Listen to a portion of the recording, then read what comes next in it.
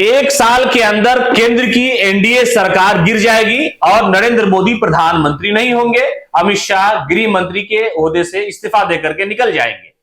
यह कहना है आरजेडी के एक सांसद का और वो ये दावा किस आधार पे कर रहे हैं वो तो वही बताएंगे, लेकिन वो ये कह रहे हैं कि आप देख लीजिएगा 11 महीने के बाद केंद्र की एनडीए सरकार सत्ता से बेदखल हो जाएगी और ये सरकार खुद ब खुद गिर जाएगी। आने वाले वक्त में 8 से 12 महीने के भीतर इस देश में नई सरकार बनेगी, यह आपको चौंकाएगा नहीं। इस मंच से मैं कह रहा हूं, दुर्गावती के मंच से सैकड़ों फेसबुक और डिजिटल मीडिया के लोगों कैद कर रहे हैं मेरे भाषण को। याद रखिएगा कि मैंने क्या कहा। दरअसल आरजेडी के नवनिर्वाचित सांसद हैं सुधाकर सिंह, बक्सर से चुनाव जीत करके आए हैं।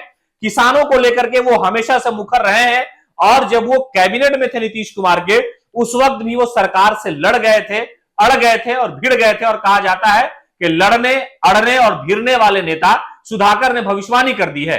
दरअसल वो कैमूर में पहुंचे थे, लोगों का अभिवादन स्वीकार करते हुए लोगों का शुक्रिया अदा किया और कहा कि बक्सर आजाद हुआ, आपने सुधाकर पर यकीन किया। और लोगों को शुक्रिया कहते कहते उन्होंने कहा कि आप ये मान के चलिए कि जिस तरह से बैसाखी पर टीडीपी और जेडीयू के सहारे भारतीय जनता पार्टी यानी एनडीए की सरकार चल रही है, नरेंद्र मोदी प्रधानमंत्री बन गए हैं, अलग अलग तरह का भाषण दे रहे हैं, ये ज्यादा दिन तक चलने वाला नहीं है।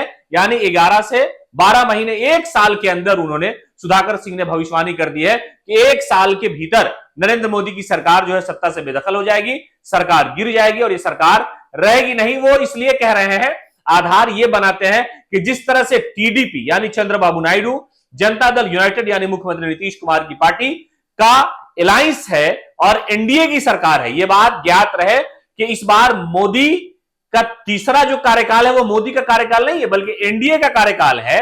यानी कि पहला 2 कार्यकाल मोदी का कार्यकाल है, लेकिन ये जो कार्यकाल है वो बीजेपी के लोग भी नहीं कह सकते कि ये मोदी का कार्यकाल है, ये एनडीए की वजह से है।